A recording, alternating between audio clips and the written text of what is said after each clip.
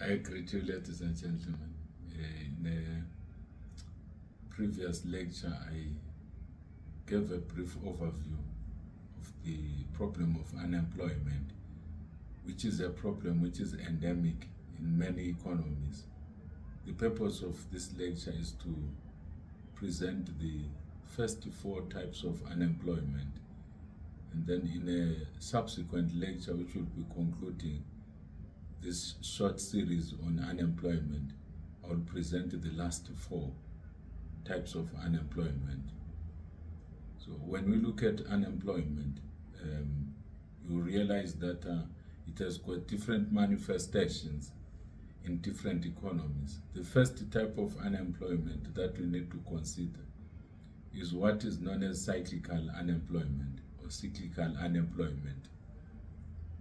Cyclical unemployment refers to the variation in the number of persons who are unemployed, workers who are unemployed, during cycles of economic strength and weakness. So when we are looking at cyclical unemployment, it's associated with changes in GDP or gross domestic product over time. So when we are looking at GDP or gross domestic product, this is the annual value of goods and services that are produced by a particular nation, and it's taken as the basic indicator of the performance of the economy. So we look at the ups and downs that are associated with, for instance, this macroeconomic indicator of GDP. And when it goes up, naturally employment increases, and when it goes down, referring to the GDP measure, unemployment increases, or employment actually decreases in the economy. So cyclical unemployment, once more, is associated with changes in the business cycle. So when we are looking at the business cycle, we'll be looking at economic performance over time. We can discern economic performance by looking at several indicators in the economy, like the strength of aggregate demand or aggregate expenditure in the economy. But the most common measure which is used, as I've explained a short while ago, is to look at how the nation's gross domestic product is performing over time. So that's the first bit on cyclical unemployment. Remember, the key word is cyclical, which links this type of unemployment with changes in the business cycle. And then the second type of unemployment is called frictional unemployment. Frictional unemployment is the result of people who voluntarily leave their jobs. There are so many reasons why people leave their jobs. Some people become dissatisfied with their current working conditions. Other people leave their jobs because they've been promised jobs elsewhere. Yet other people within the economy leave their jobs because they want to explore opportunities elsewhere. So when people are moving between jobs, that type of unemployment is called frictional unemployment. People who have resigned from their jobs and graduates who are seeking their first job or their first jobs need time to find employment. So this leaves them unemployed in the interim or for a short while. So frictional unemployment is associated with information issues within the economy. When people are moving from one job to another, they don't move instantaneously. It may happen that a person may leave one job today and assume another job the following day. But in most cases, because of information asymmetry in the economy, because of inadequate information, we don't have perfect knowledge in any economy.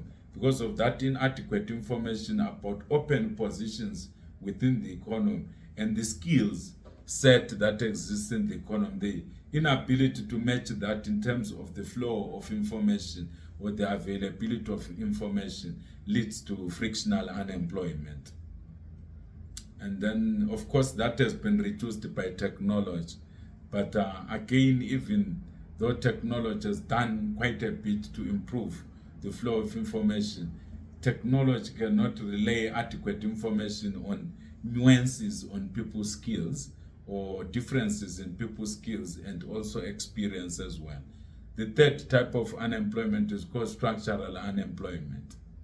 This type of unemployment is associated with fundamental changes in the economy and the evolution of technology or technological innovation, as well as government policies and competition, which create structural changes within the economy. Certain jobs, they change. When you look at your capital labor ratios, they change over time in different industries due to technological innovation, and this leads to structural unemployment. At the present moment, you realize that there was a time when banks needed a lot of people to work in a bank, but when the information technology revolution came on stream, a lot of people were laid off because transactions became more and more electronic. When electronic banking was introduced, so many people lost their jobs. Their skills all of a sudden are no longer necessary. Nowadays, call centers, the manpower in call centers is fast becoming substituted by robots, because of artificial intelligence and other advances in technology. So structural unemployment is linked to structural changes within the economy, within the macroeconomy.